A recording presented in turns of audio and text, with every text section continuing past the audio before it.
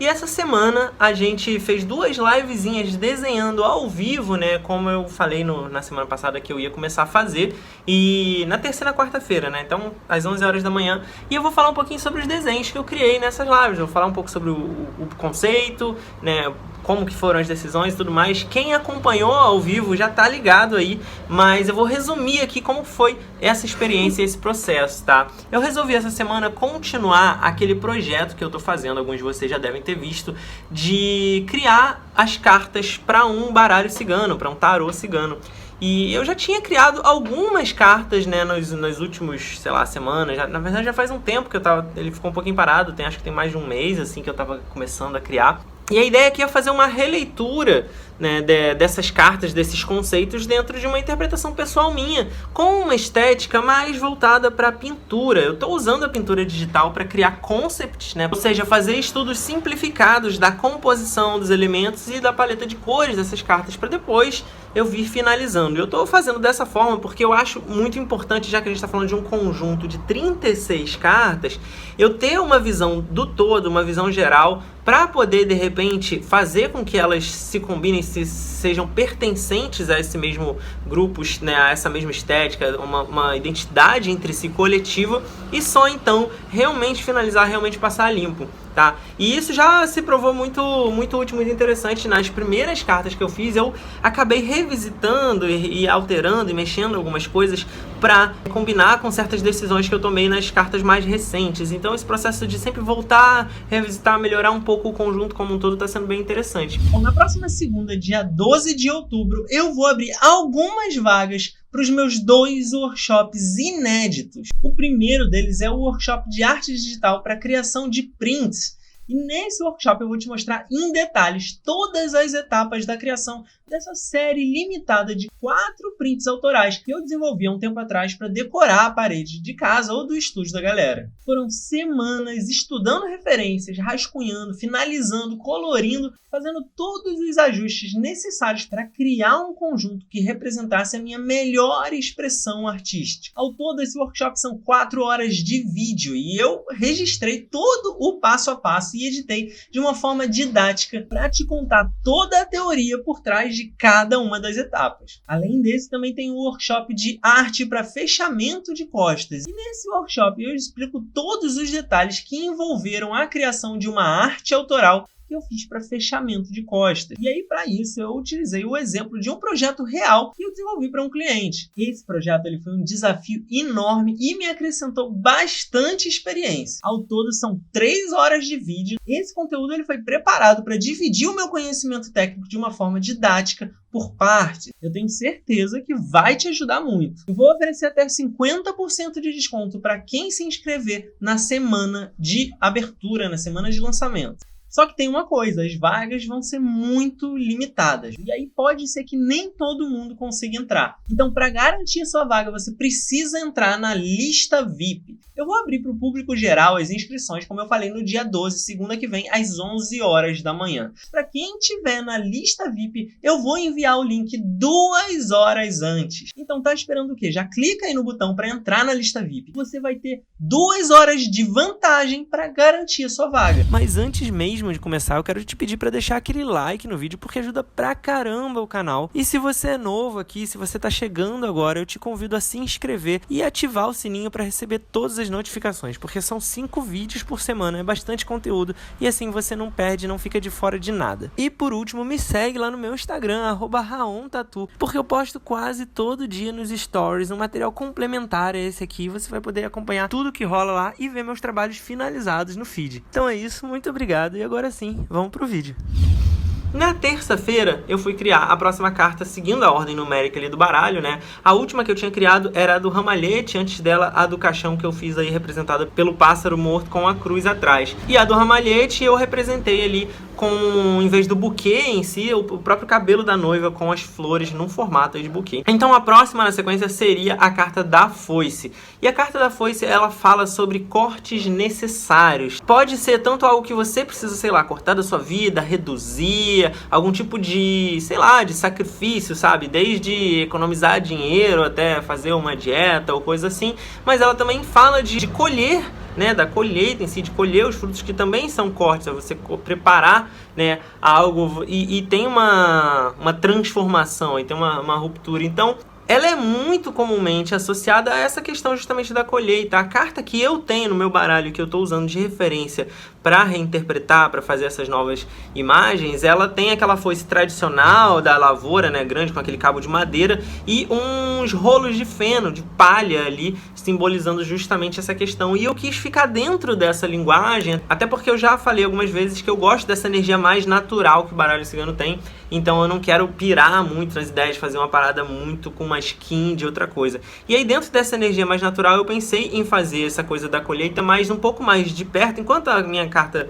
de referência, né, tá o objeto ali paradinho, em pé, do lado da palha, eu preferi fazer o objeto sendo usado mesmo, sendo, né, sendo empunhado. Então a ideia é fazer um campo, de repente, desses de trigo, que o trigo também ele é um instrumento usado para fazer magia e tudo mais, ele tá bastante associado à estética pagã e tudo mais. E, então eu fiz mais de perto uns espigozinhos, né, umas palhazinhas de trigo com aquelas bolinhas na ponta bem característica ali, e como se tivesse a foice prestes a cortar. Eu, como sempre, como todos os outros projetos, eu comecei esses aqui com um rascunho bem grosseiro, com uma ferramenta parecida com a textura ponta do lápis, só que, né, maior, mais grossa, assim, bem mais bruta, para eu fazer a estrutura só da composição, marcar mais ou menos o ângulo, a posição de cada um desses elementos, uma coisa realmente rápida. E aí, uma vez que eu entendi, resolvi que estava tudo resolvido ali, bem posicionado, eu comecei com um trabalho de cor.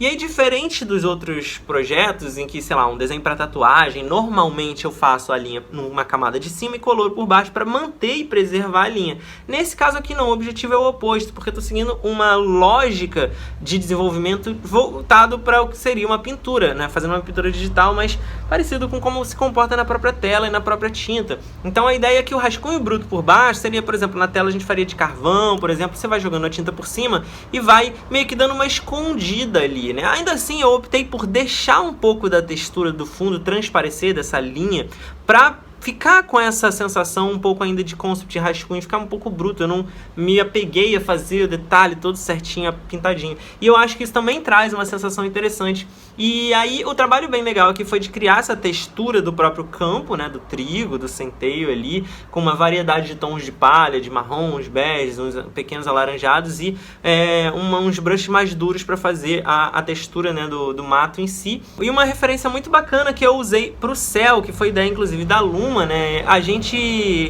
esses dias estava assistindo Naruto. E aí tem uma parte, pra quem conhece aí anime, que o Naruto vai treinar pra entrar no modo Senin. Então ele vai pra tipo, como se fosse um mundo dos sapos. E nesse mundo, o céu, ele tem uma coloração diferente. As nuvens, principalmente, tem uma coloração diferente. Que tem um tom um pouquinho meio mágico, assim. Dá uma sensação meio mística pra coisa, tá? E aí eu lembro que a gente tava assistindo e eu achei muito maneiro. Eu sempre faço isso. Volta e meia aparece um fundo, um cenário que tem um trabalho de cores interessante. Eu pauso e fotografo no meu celular pra usar de referência em algum momento, porque eu acho, né, interessante tal a referência. E aí tava guardadinho no meu celular, a Luma olhou assim para o que eu tava fazendo das nuvens e falou: pô, por que você não usa aquela referência aí? Eu acho que vai ficar legal. Eu fui testar e eu acho que encaixou muito bem, porque aqui era um espaço que tinha um céu azul bem contrastante com o branco das nuvens, assim como na minha referência lá do Naruto, tá? E aí esse rosinha que eles usam de baixo para cima, assim, dá uma sensação meio gostosinha, né? De que é um lugar, sei lá, acolhedor. Eu não sei, eu tive essa sensação. E aí, aproveitando que a gente estava usando esses rosinhas ali na nuvem, eu dei umas contaminadas em algumas partes da pele em si também, né? Onde tem as juntas, que é bem comum fazer na parte da mão. Muito de leve, muito discreto ali no reflexo da lâmina, tá? E, enfim, depois de regular tudo, a gente chegou nesse resultado aí que vocês estão vendo. Eu curti, achei bem interessante. Eu ainda vou voltar nela pra mexer algumas coisas que depois de finalizado eu percebi que dava pra mudar ainda antes de chegar no resultado final do concept, principalmente ali na mão, onde tem essa parte aqui, né, dos dedos que tá fechadinha assim. Eu deixei vazar um pouco do céu, esse azulado do céu, e isso é uma coisa que eu gosto de fazer, deixar vazar o fundo. Isso também é uma coisa que vem muito da pintura que eu absorvi na convivência aqui com a Luma, que faz com que as coisas não fiquem tão plásticas, né, deixa meio que tudo dentro ali da mesma atmosfera, dá um charme interessante. Só que eu acho que eu usei demais e num lugar que não ficaria legal, né? nessa ponta dos dedos. Depois eu vou jogar um pouco de tom de sombra frio ali, alguma coisa mais lilás, puxado pra carne. E deixar só esse vazado em algumas outras áreas que estão ao redor ali da pele, mais na parte próxima do próprio fundo. Você gosta dos conteúdos que eu produzo e quer apoiar o canal e ainda ter acesso a um montão de conteúdo exclusivo? Então eu te convido a conhecer o clube de assinantes do canal Raon Tatu. E aí as recompensas vão variar desde ter o seu nome mencionado nas lives como um agradecimento simbólico, até você poder escolher o tema dos vídeos através de participação em enquete só para os membros assinantes, você ter garantido que as suas dúvidas, as perguntas que você me mandar vão ser respondidas em lives semanais e até mesmo ter o seu trabalho analisado em lives quinzenais e concorrer toda semana a um desenho rápido, um rascunho feito especialmente para você. Também tem um acesso a um grupo secreto no Telegram só para os apoiadores. Tudo isso e muito mais só para quem é clube de membros Raon Tatu. Então já clica aqui embaixo para participar. São diversas faixas de apoio e começa em R$ 2,99 até R$ 29,99. E eu aguardo vocês na nossa comunidade de apoiadores. E aí na quarta-feira teve uma outra live para fazer mais uma carta. E aí dessa vez a próxima carta em sequência, que seria a carta do chicote. O chicote, ele fala de foco, né, no lado positivo, mas ele também fala muito de controle. E aí pode ser alguma coisa também, né, desgastante, alguma coisa, mas ele fala muito sobre essa coisa da rigidez, do controle, do foco, da determinação. Ele é muito direto, muito objetivo, né? Um objeto que é o chicote, que é usado para, sei lá, para controlar ou para se infligir também algum tipo de flagelo, né, de autoimpor algo. Então tudo isso está relacionado. Então mais um objeto sendo empunhado, e eu optei por fazer, né, essa mesma abordagem. Primeiro que eu achei que ia fazer um par legal no conjunto da obra, uma virada para um lado, outra virada para outro, duas mãos segurando ali objetos mais ou menos na mesma posição. É claro, eu fiz questão de não fazer exatamente igual para não ficar simplesmente um espelho da outra, criar uma lógica interna nessa carta, tá? E aí a minha carta, ela tem o objeto flutuando ali. Eu queria realmente botar empunhado, trabalhar mais a agência da coisa, a figura humana relacionada ali. E aí eu comecei a rascunhar uma outra mão e pensei na ideia de usar o chicote. É muito comum quem usa, né, se procurar na internet você vê referência segurando o chicote assim e dando aquela enrolada para segurar as pontas todas juntas ali. E aí era legal porque cabia dentro da moldura retangular da carta e enquadrar bem ali. Então foi essa a opção que eu tive. Eu quis fazer ele de couro, que é bem tradicionalzão e é bacana de explorar ali as texturas, tá?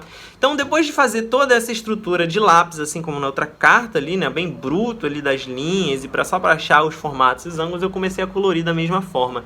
E aí eu resolvi manter a mesma ideia do fundo vermelho da carta da minha referência, que eu achei que combinava muito, porque o chicote tá essa coisa do alerta, né, tem uma certa energia que é um pouco mais pesada, um pouco mais agressiva ali nele, então eu achei que o vermelho realmente combinava legal. Chapei ele de fundo, né, para dar um recorte bacana, enquanto eu chapei as áreas de tom de pele e do marrom do chicote para começar a lapidar aí as nuances, tá? No tom de pele, eu joguei uma variedade de cinzas puxado ali para um lilás e tal, como eu normalmente faço. Joguei uns avermelhados, deixei uns avermelhados na pele para vazar o fundo, e no chicote eu fui fazendo umas variantes de marrom para fazer o volume individual em cada uma dos trançados ali do couro. E aí também na parte mais de finalização, a Luma me deu aqui uns toques bacanas do olhar dela, né, de cor e de pigmento, e a gente trocou uma ideia.